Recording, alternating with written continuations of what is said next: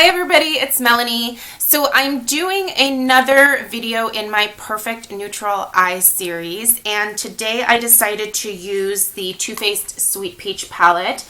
I know that a lot of you have either picked this up already or are trying to get your hands on it, and I had a number of requests to do a look with this palette. So I went ahead and created something that is slightly warmer than what I typically gravitate towards.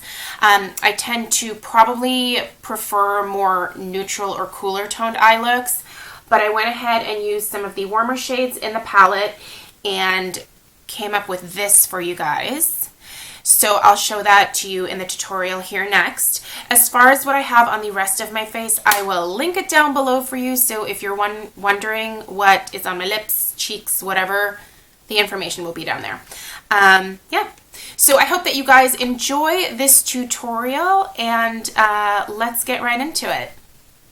All right, let's get to work on making this eye match this one here. So the colors that we're going to use from the palette today, and let me just cover up part of this mirror here, are the colors Puree, right here, Candied Peach, a little bit of this Summer Yum color over here, and then also the Luscious shade right here. So these are the shades that we're working with from the palette, and let's dive right into it. I already have my primer on this eye, and I did use the Too Faced Shadow Insurance, which is my favorite. And what I'm going to do before I put any like real color on my eyelids is take a little bit of Peaches and Cream from this palette, which is this shade right here. It's basically a matte skin tone shade. Skin tone for me might not be for everybody, but I'm going to apply that all over the eye area to help with blending. The Shadow Insurance isn't super tacky, but I just want everything to blend really easily, and I don't want to have to like over blend and make it look muddy. So this is the way that I do that very easily. Just put down a nice matte shade of something that matches your skin tone, and then go from there.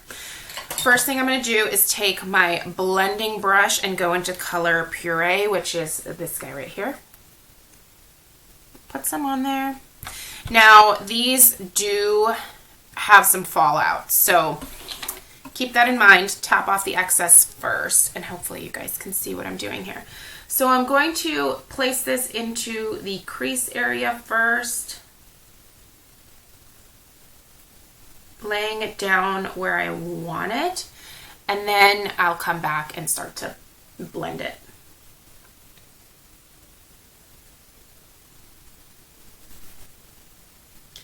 I tend to bring it up just a little bit higher on the outer corner of my eye. I usually mention this in every single like tutorial type video that I do because I feel like that's flattering for my eye shape, but you do what works for your eye shape.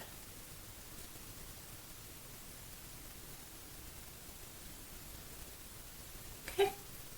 Next, I'm going to take a fluffier blending brush, and this is a tapered blending brush, and I'm going to go into the color Candied Peach right here. Get some of that on there and essentially go over that puree.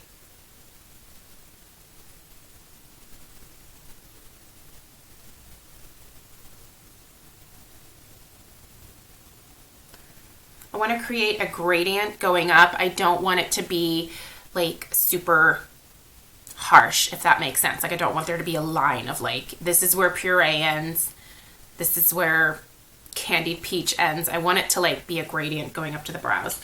So sometimes that means going back in with your initial light shade, just a tiny, tiny bit of it, and helping that last transition shade. Transition. Okay. Whoops. Dropped it. Flat definer brush into Puree for the lower lash line. This one I really want to tap the excess off on.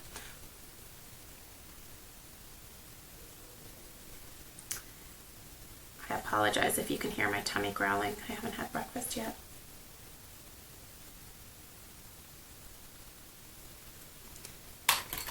Then I'm going to take a Q-tip and blend that a little bit.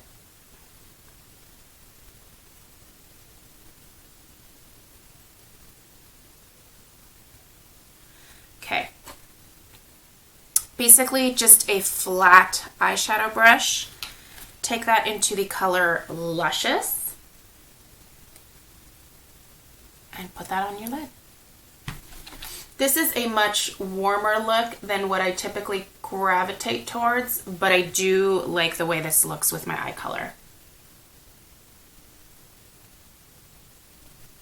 And I am getting some fallout from this, but that's okay. I'll just tap that off. This particular shade applies really beautifully with a brush, but if you use your fingers to pat it onto your lids, it gets even more intense. It's just really, really pretty. Okay. Then I'm going to go back in with my original blending brush and not add any product to it, but go back into the crease to make sure that that stays somewhat defined. Because sometimes that shimmery shadow can work its way up and you don't want it to do that. Then we're going to take just a tiny bit of Summer Yum and we're going to place that on the outer portion of the lid space here. We're not really going to put this in the crease, but we just want to just darken that area right there. I'm not even really putting it into like a V type shape. I'm just sort of placing it out there.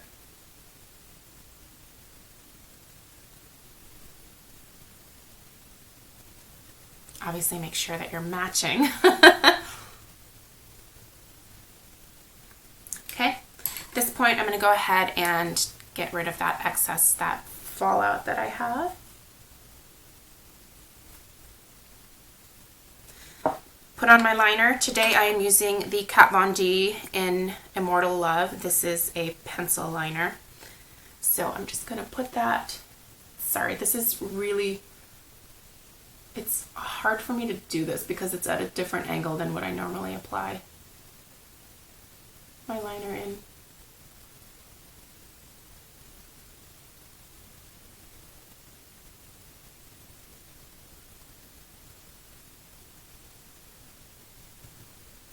Sorry, I'm going to have to get in the way here for a second.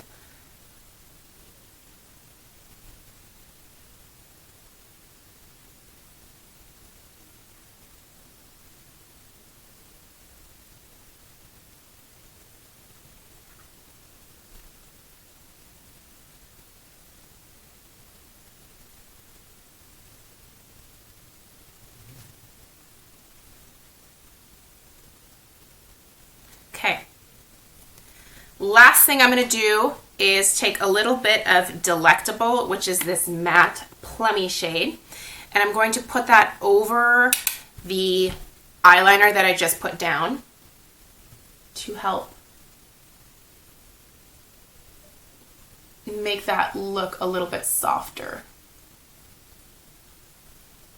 It also helps to set your eyeliner when you do this, and it keeps it from pooling in the corners of your eyes a lot of times. I tend to have really oily eyelids, especially when it's warm outside, and it's supposed to be, I think it's supposed to be 85 degrees today. I know some of you are getting snow at this point in the year, so I apologize, but I would trade you in a heartbeat. I hate warm weather, I really do.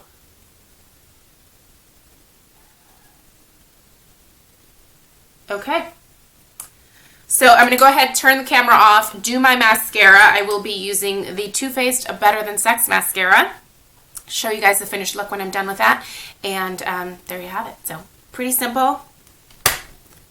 Let me get this done real quick. Okay, mascara is on this eye and we are all done. So here is the finished look.